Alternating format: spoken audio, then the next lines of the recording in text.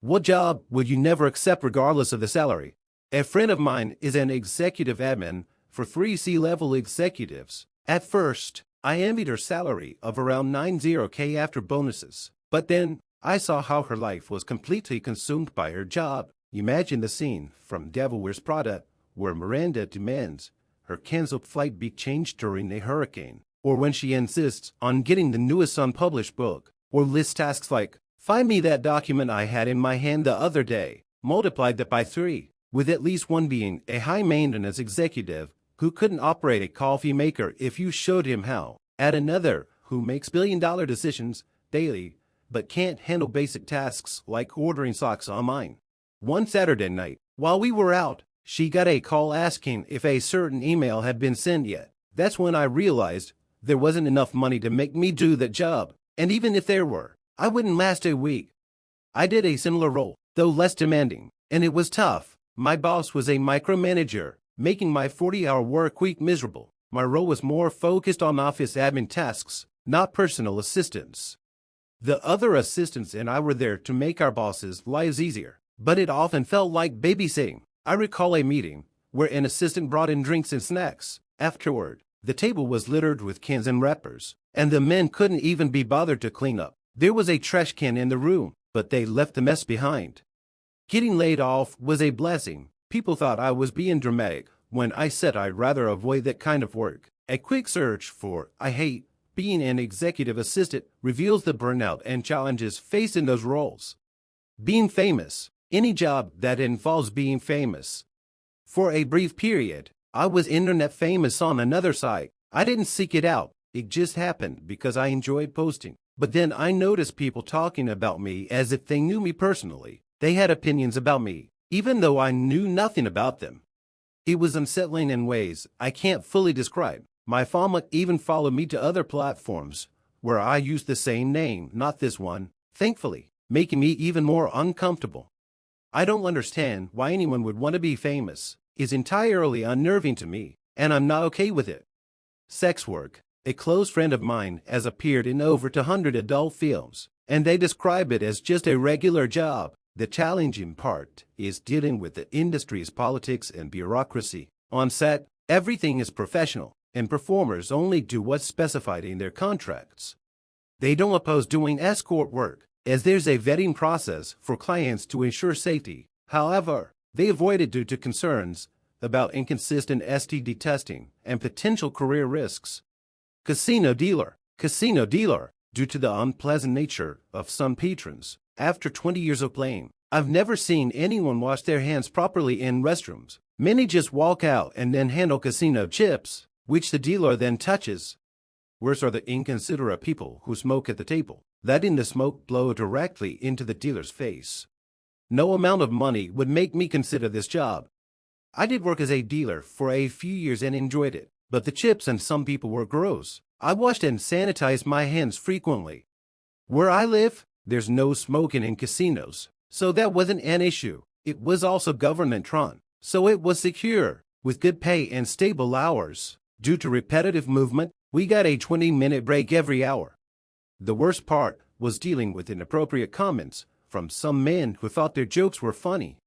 Pharmaceutical development. At the risk of sounding sanctimonious, pharmaceutical development. I had a summer research fellowship with a major pharma company. At a conference, a researcher discussed a project and was asked if it might cause damage to kidneys after prolonged use. The response was, "We've considered it, but we only get the answers to the questions we ask, so we haven't asked that question." It was also mentioned that this is too far down the pipeline to worry about that now.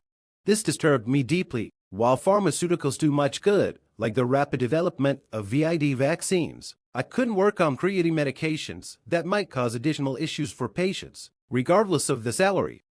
So now, I'm a lab manager in an academic setting. The pay may be less, but I love my job and sleep well at night.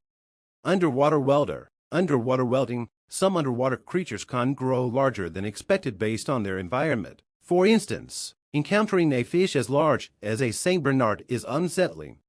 Fun fact, the maximum size of insects depends on the amount of oxygen in the air. More oxygen could result in larger insects. I'd also avoid roles like help desk support, for high security level employees and VIPs at a bilingual corporation due to the entitlement I've witnessed. Airplane cleaner, humans can be quite unclean boogers, gum wrappers, and more plus all the dead skin left behind. Emptying lavatories is also unpleasant. Sometimes the hose connection isn't secure, and waste can spill out. Though I haven't done this job, I worked with those who did when I was an airplane mechanic and heard some row stories. On occasion, we had to address leaks in the lavatories, and the smell underneath was unbearable. Outdoor divided by manual labor. I have a long list of jobs I'd avoid, especially at 53, as I'm not looking for difficult work. Anything outdoors. It might seem great in good weather, but bad weather makes it unbearable. Manual labor is also tough. I looked into welding but found it severely affects your body. My own body is already worn out. I work in an electrical distributor and see many new hires quitting construction due to physical strain. I'd also avoid jobs in the water. I love scuba diving recreationally, but don't want to do it professionally. My instructor, a firefighter, told me about diving in rivers with no visibility, relying on touch. Service industry jobs are also unappealing due to the mistreatment of workers. Volunteering at events has shown me how poorly some people treat those in service roles. I'm sure there's more, but I haven't had my coffee yet. For what it's worth, I currently work in IT. It's relatively easy, well paid, and offers an excellent work divided by life balance with remote work. Child Protective Services. Child Protective Services, CPS, is a challenging field. They separated my family when I was 1 year old. While I understand the reasons behind it, I grew up without my siblings and it was painful. I have a bias against CPS due to my personal experience and am skeptical of their work. However, I acknowledge their necessity for children who need help. It's disheartening when they are overzealous, as it can lead to injustice.